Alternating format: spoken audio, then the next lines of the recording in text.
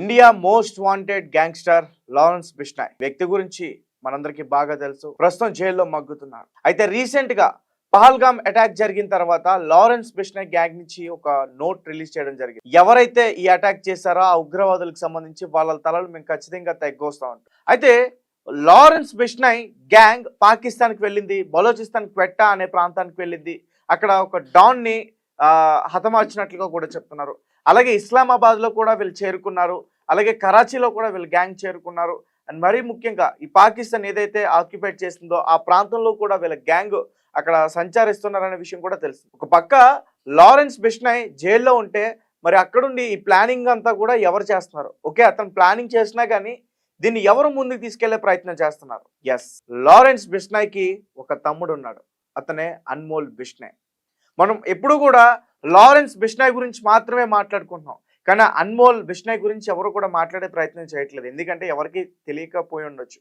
బహుశా మీకు తెలిస్తే మాకు ఖచ్చితంగా అతని గురించి కామెంట్ చేసే ప్రయత్నం చేయండి. ఈ లారెన్స్ బిష్నాయ్ కన్నా అన్మోల్ బిష్నాయ్ చాలా చాలా డేంజర్ అంట.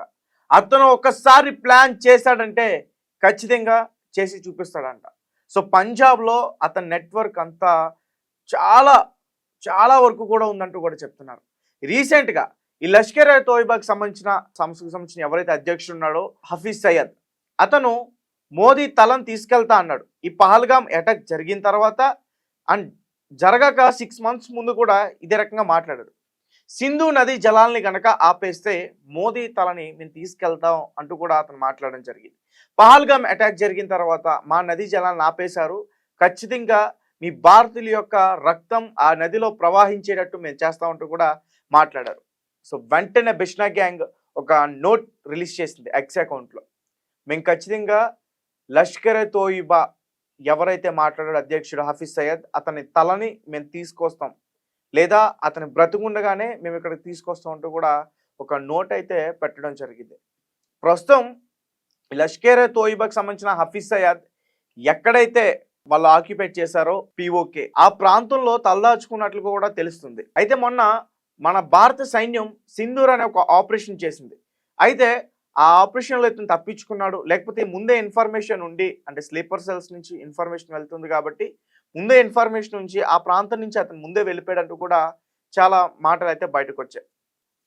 ప్రజెంట్ ఈ లారెన్స్ బిష్నాయ్ గ్యాంగ్ ఒక కొన్ని విషయాలు తెలుసుకున్నారంట ఈ హఫీజ్ సయ్యద్ గురించి. అతను పిఓకేలోనే ఒక స్వరంగం దగ్గర ఉన్నాడు, స్వరంగంలో తలదాచుకున్నాడు, ఎక్కడ చంపేస్తారనే భయంతో దాక్కున్నాడు అంటూ కూడా చెప్పే ప్రయత్నం చేస్తున్నారు. ఇటు స్వరంగం దగ్గర వెయిట్ చేస్తున్నారంట, అతను ఎప్పుడు వస్తాడా బయటికి వేసేద్దామని. అంటే యాక్చువల్గా ఇదంతా కూడా సినిమా స్టోరీలో ఉండొచ్చు చెప్పడానికి, బట్ ఇది నిజం. స్వరంలోకి వెళ్ళి అటాక్ చేయొచ్చు అనుకోవచ్చు మీరు, కాకపోతే హఫీజ్ సయ్యద్కి నెట్వర్క్ ఎక్కువ ఉంటుంది, లోపల ఎంతమంది జనాభా ఉన్నారో ఏంటో ఇదంతా కూడా మనకు తెలీదు. అందుకని వీళ్ళు వెయిట్ చేస్తున్నారు. వీళ్ళ గ్యాంగ్ దాదాపు 30 మంది వరకు కూడా పాకిస్తాన్కి చేరుకున్నారు. పంజాబ్ టు పాకిస్తాన్ 30 మంది వెళ్ళిపోయారు. కొంతమంది బలోచిస్తాన్ కట్టాలో ఉన్నారు. అక్కడ షహబాజ్ పట్టిని పట్టుకున్నారు, వాడికి చిత్రహింసలు పెడుతున్నారు, నువ్వు చెప్తావా చంపేవని. అలాగే ఎవరైతే లాహోర్లో దాక్కున్నాడో మసూద్ అజహర్ చాలా చాలా తీవ్రమైన తీవ్రవాది. సో ఇతన్ని కూడా లేపడానికి ప్లాన్ చేస్తారంటే అర్థం చేసుకోండి. లాహోర్లో తలదాచుకున్నాడన్న విషయం ఎవ్వరికి తెలీదు, బిష్నాయ్ గ్యాంగ్ తప్ప. అలాగే ఇస్లామాబాద్లో కూడా వీళ్ళ ఉగ్రవాదులు అక్కడ మకాం వేశారు, అక్కడ తలదాచుకున్నారన్న విషయం కూడా ఎవరికి తెలియదు. వీళ్ళు ఇవన్నీ కూడా కనుక్కొని వాళ్ళని లేపేయడానికి స్కెచ్ చేశారంటే నిజానికి వీళ్ళకైతే సెల్యూట్ ఖచ్చితంగా కొట్టాలనిపిస్తుంది. ఎందుకంటే పెద్దలు ఒక సామెత చెప్తారు, ముళ్ళుని ముళ్ళుతోనే తీయాలి. సో ఈ ఉగ్రవాదుల్ని గ్యాంగ్స్టర్లతోనే లేపించాలి. ఎందుకంటే పహల్గామ్ అటాక్ జరిగిన తర్వాత భారత్లో చోటు చేసుకున్న పరిణామాలు అందరికీ బాగా గుర్తు. 400 డ్రోన్లతో అటాక్ చేయడానికి ప్రయత్నించారు. కేవలం ఉగ్రవాదులను మాత్రమే మనం దాడి చేస్తుంటే వాళ్ళు మన భారతదేశ పౌరులపైన దాడి చేసేందుకు ప్రయత్నించారు పాకిస్తాన్ ఆర్మీ. అలాగే ఆసిఫ్ మునీర్ ఎవరైతే ఉన్నారో పాకిస్తాన్ ఆర్మీ చీఫ్, అతను కూడా ఇష్టానుసారంగా మాట్లాడి మోదీ తలను తీసుకెళ్తా, అయోధ్యలో ఉన్న రామ మందిరాన్ని కూల్చి మళ్ళీ బాబ్రీ మసీద్ నిర్మిస్తా అంటూ కూడా ఇలాంటివన్నీ కూడా మాట్లాడడం జరిగింది. అయితే ఈ బిష్నాయ్ గ్యాంగ్ చూస్తున్నారు చూస్తున్నారు చూస్తున్నారు, ఏదో ఒక రోజు మీ పని చేద్దామంటూ కూడా వెయిట్ చేస్తున్నారు. నిజానికి మీకు ఇక్కడ డౌట్ రావుండొచ్చు, ఇవన్నీ కూడా నువ్వు ఎలా చెప్తున్నావు, నీకు ఎలా తెలుసని. వాళ్ళకి సంబంధించినవే కొన్ని నోట్స్ రిలీజ్ అవుతున్నాయి బయటికి. ముఖ్యంగా పంజాబ్ ప్రెస్ చూడవచ్చు, పంజాబ్కి సంబంధించిన మీడియా చూడవచ్చు, అక్కడ ఇవన్నీ కూడా రిలీజ్ అవుతున్నాయి. అయితే లష్కర్ ఎ తోయిబా హఫీజ్ సయ్యద్కి పంజాబ్లోనే ఒక స్లీపర్ సెల్ ఉన్నాడంట. అతను కూడా ఒక డాక్టర్.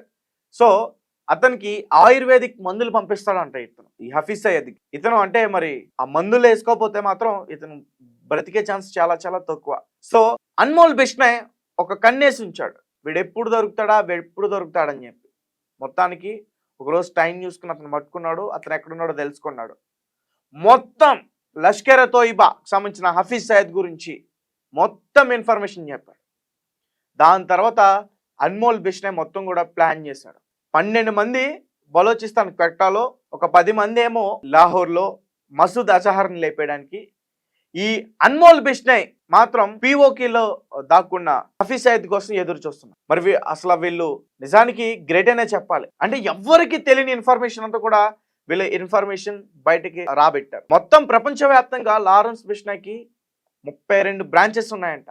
32 బ్రాంచెస్ని ప్రెసెంట్ నడిపిస్తుంది అన్మోల్ బిష్నాయ్, లారెన్స్ బిష్నాయ్ యొక్క బ్రదర్ అన్మోల్ బిష్నాయ్. ఇతను మొత్తం కూడా నడిపిస్తున్నాడు. అలాగే ఇతను స్నేహితుడికి సంబంధించి కెనడాలో ఎక్కడో ఉంటాడు. మనీ కావచ్చు, గన్స్ కావచ్చు, ఇతర వేరే వీళ్ళకి సంబంధించిన బాంబ్స్ కావచ్చు, వాటికి సంబంధించినవన్నీ కూడా అతనే చూసుకుంటాడంట. చాలా గన్స్ ఉన్నాయి, చాలా బాంబులు ఉన్నాయి. వీళ్ళు ఒక పర్సన్ని లేపేయాలి అనుకుంటే మాత్రం ఖచ్చితంగా లేపేస్తారు. మరి సల్మాన్ విషయంలో ఎందుకు వెనక్కి తగ్గుతున్నారంటే, సల్మాన్ అనే వ్యక్తి ఒక పెద్ద బాలీవుడ్లో హీరో కావటం, అటాక్ చేశారు 2-3 సార్లు అటాక్ చేశారు, కానీ సల్మాన్ దాని నుంచి తప్పించుకున్నారు. అయితే బాబా సిద్దిక్ ఎవరైతే ఉన్నారో మాజీ మంత్రి, సల్మాన్ ఖాన్ యొక్క ఫ్రెండ్, అతన్ని మాత్రం చాలా దారుణంగా చంపేశారు. టార్గెట్ ఫిక్స్ చేశారంటే ఖచ్చితంగా అతను కళ్ళు మూయాల్సిందే. సో ఉగ్రవాది సంస్థలకి లారెన్స్ బిష్నాయ్ గ్యాంగ్ ఖచ్చితంగా చుక్కలు చూపిస్తుంది. లారెన్స్ బిష్నాయ్ గ్యాంగ్కి దొరకకుండా తప్పించుకు తిరుగుతున్నారు పాకిస్తాన్లో. పాకిస్తాన్ వరకు కూడా మన భారత్కి సంబంధించిన లారెన్స్ బిష్నాయ్ గ్యాంగ్ అక్కడికి వెళ్ళి వాళ్ళని హతమార్చడానికి ప్రయత్నిస్తున్నారంటే వీళ్ళకి ఎంత నెట్వర్క్ ఉందో అర్థం చేసుకోండి. ఎవడ్రా దావూద్ ఇబ్రహీం, ఎవడ్రా లష్కర్ ఎ తోయిబా హఫీజ్ సయ్యద్, ఎవడ్రా మసూద్ అజహర్, ఎవడ్రా ఖలీద్, ఎవడ్రా షహబాజ్ భట్టి, వీళ్ళందరూ కూడా వీళ్ళకి చాలా చాలా చిన్న కట్టె పుల్లతో సమానం. సో మరి చూద్దాం, మరి వీళ్ళు ఖచ్చితంగా వీళ్ళని హతమారిస్తే భారతదేశం వీళ్ళని ఖచ్చితంగా గుర్తుపెట్టుకుంటుంది. సో లారెన్స్ బిష్నాయ్ గురించి మీ అందరికీ బాగా తెలుసు, చాలా వీడియోస్లో కూడా నేను చెప్పే ప్రయత్నం చేస్తున్నా. అతను హిందుత్వవాది, గత కొన్నేళ్ల నుంచి జైల్లోనే మగ్గిపోతున్నాడు. అయితే మరి అతను బయటకు వస్తే మాత్రం కథ వేరేలా ఉంటుందంటూ కూడా చెప్తున్నారు. కానీ అన్మోల్ బిష్నాయ్ చాలా చాలా డేంజర్. లారెన్స్ బిష్నాయ్ అన్న విషయం కూడా అతని స్నేహితులే చెప్తున్నారు. నేనే షాక్ అయ్యా. ఒకసారి మీరే చూడండి, ఇద్దరు ఒకేలా ఉంటారు. ఒకవేళ లారెన్స్ బిష్నాయ్ ఏదైనా ప్లాన్ చేసి బయటకు వచ్చి అతను ప్లాన్ వర్కౌట్ చేసి మళ్ళీ జైలుకి వెళ్ళిపోయి ఇతను అక్కడ పెట్టి మళ్ళీ ఇతను లోపలికి వెళ్ళిపోయి అంత సిచ్యువేషన్ కూడా వీళ్ళకు ఉంది, అంత నెట్వర్క్ కూడా ఉంది. పోలీసులను ఈజీగా మేనేజ్ చేయగలుగుతారు. అసలు అతను కోర్టుకి తీసుకెళ్తున్న విధానం చూడండి. అండ్ ఇండియాలోనే చాలా గ్యాంగ్స్ కూడా వీళ్ళని టార్గెట్ చేస్తున్నాయి. ఎక్కడ కూడా వీళ్ళని ఏం చేయలేకపోతున్నాయి. ఎంత రాయల్టీగా కనిపిస్తాడు. సో ఇతను ఇండియా మోస్ట్ వాంటెడ్ గ్యాంగ్స్టర్ అనొచ్చు, డాన్ అనొచ్చు. అయితే ప్రజెంట్ ఇతన్ని చాలా మంది గాడ్ అంటున్నారు. ఎందుకంటే ఇతను చేస్తున్నాయి కూడా అన్ని మంచి పనులే అని చెప్తున్నారు.